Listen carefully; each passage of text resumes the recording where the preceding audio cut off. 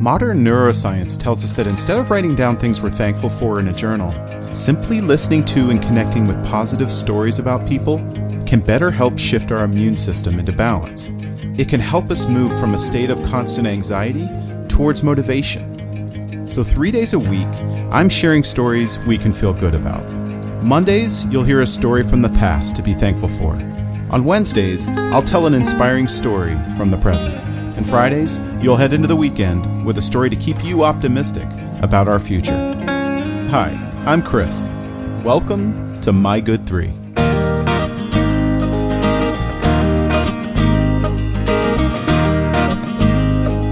Alright, welcome back. It's Monday. One of the harsh lessons we're all forced to learn when we're young is how to deal with unfairness. It starts with a sibling or friend getting something you didn't, and it carries on throughout life. From that underperforming coworker who gets the promotion you wanted because they kissed up to the boss, to the kindest person you've ever known being diagnosed with terminal cancer. Life just isn't fair. This is a story about someone who reached the moment he had dreamed about and trained for his entire life, and at that pivotal moment, he was faced with a terrible injustice, and how his response inspired people around the world.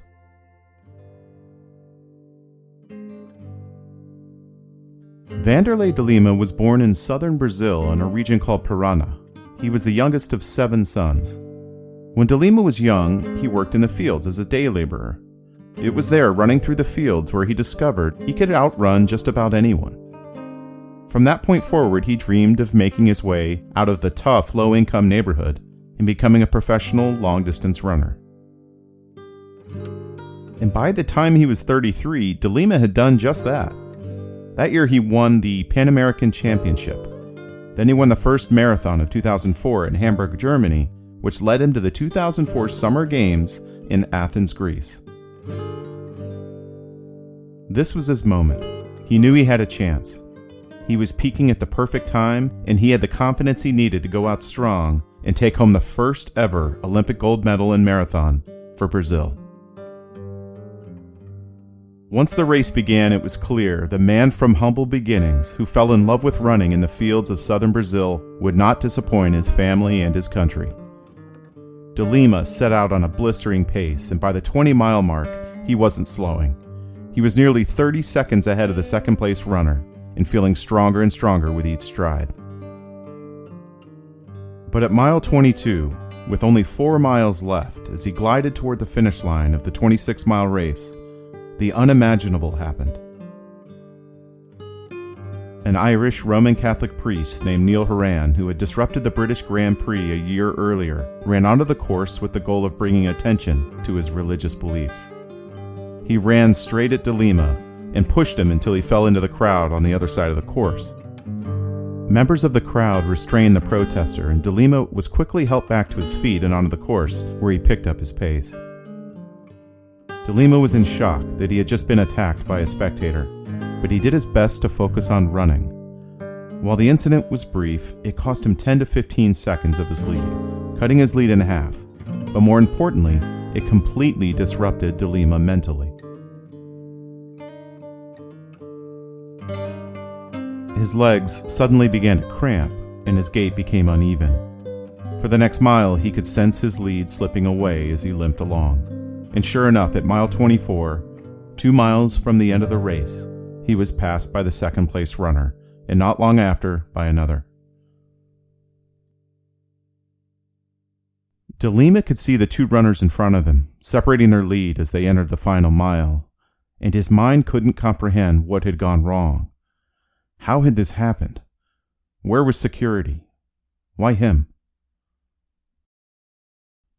In his final half-mile, he turned into Panathenaic Stadium, the ancient stadium that hosted the first ever modern Olympics in 1896, and an interesting thing happened. The unfortunate event that had taken place only 15 minutes before was no longer on his mind. He was overcome with joy as he saw the crowd. As he circled the track, De Lima lifted his arms emphatically and celebrated his finish with enthusiasm and a smile from ear to ear. He put his arms out to his sides and pretended he was an airplane as he made his final lap, blowing kisses to the crowd until he finished and secured a bronze medal for his home country. The protester was sentenced for his actions and served time in jail. The Brazilian Olympic Committee appealed, hoping to have De Lima's medal changed from bronze to gold in light of what happened, but their appeal was denied. Sometimes life isn't fair. After all of this, you would think De Lima would have been bitter. When he was interviewed after the race, he said, "I'm still very proud of myself. This is the result of very hard work. I was well trained and I was expecting to win a medal. I have achieved my goal. No matter what happened, I'm happy that I was on the medal podium with the other athletes."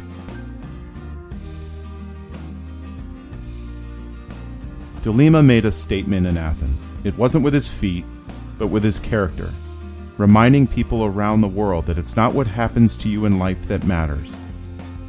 It's how you handle it that counts.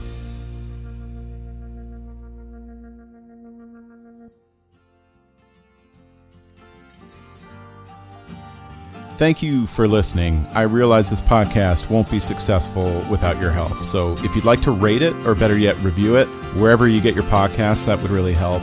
And if you're on Instagram, go to @mygood3, THREE, to vote each episode up or down. I'm also excited to read more Good 3 stories from listeners. So just go to our website, mygood3.com, and submit a story of your own from the past, present, or future, or all three. And maybe I'll use it in an episode. Thanks again. Here's to hoping My Good 3 can set the stage for your good week.